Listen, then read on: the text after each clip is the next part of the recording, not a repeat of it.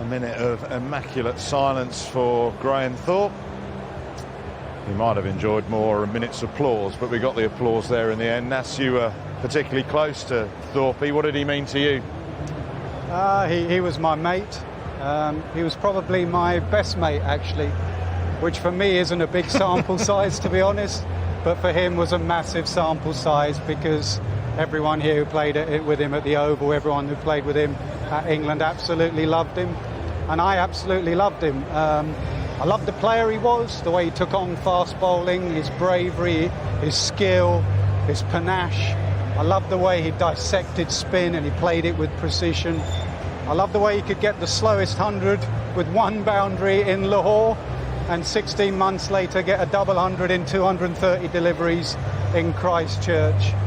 I loved the feeler headband and the Kookaburra bubble bat.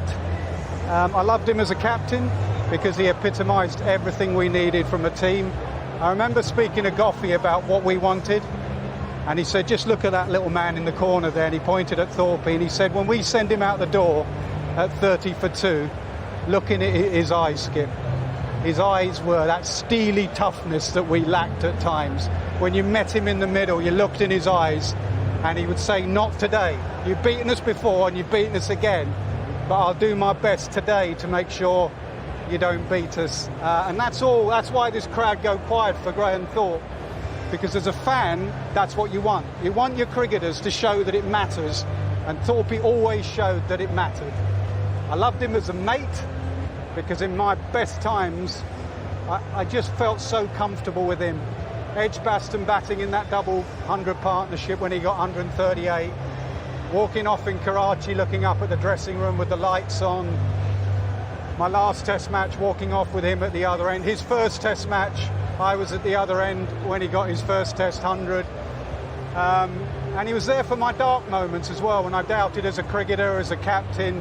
His door, as you would know, his door was always open. Always open. He said very little in team meetings, nothing in team meetings. But if you wanted to chat with someone, you knocked on Thorpe's door, there'll be a glass of red and an arm round you. He'd also have a go at you.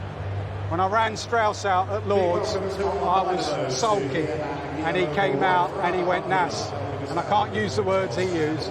He says, Nass, get over yourself, mate. There's a test match to win.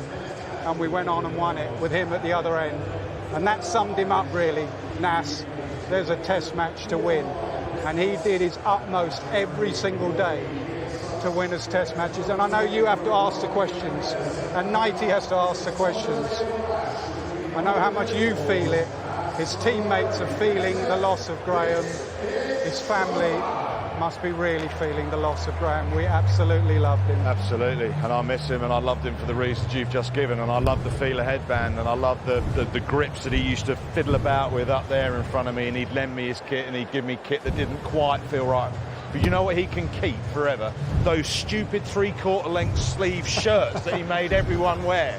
Just because he refused to wear a long-sleeve shirt, we all up there had to wear these ridiculous... They weren't short-sleeve and they weren't long-sleeve. And he's there going, oh, look, I've got it all. He was so anti-establishment, wasn't he? I mean, we would set rules for high commission dues, and it used to be black trousers, and there'd be one person who turned up in grey trousers, and that would be Thorpe. So we put him in charge of dress code so that he would actually turn up in the stuff that he ordered us to wear. So we absolutely miss him. This place here, the Oval, has been through too much. You've lost too many. Your era have lost a lot of good uns.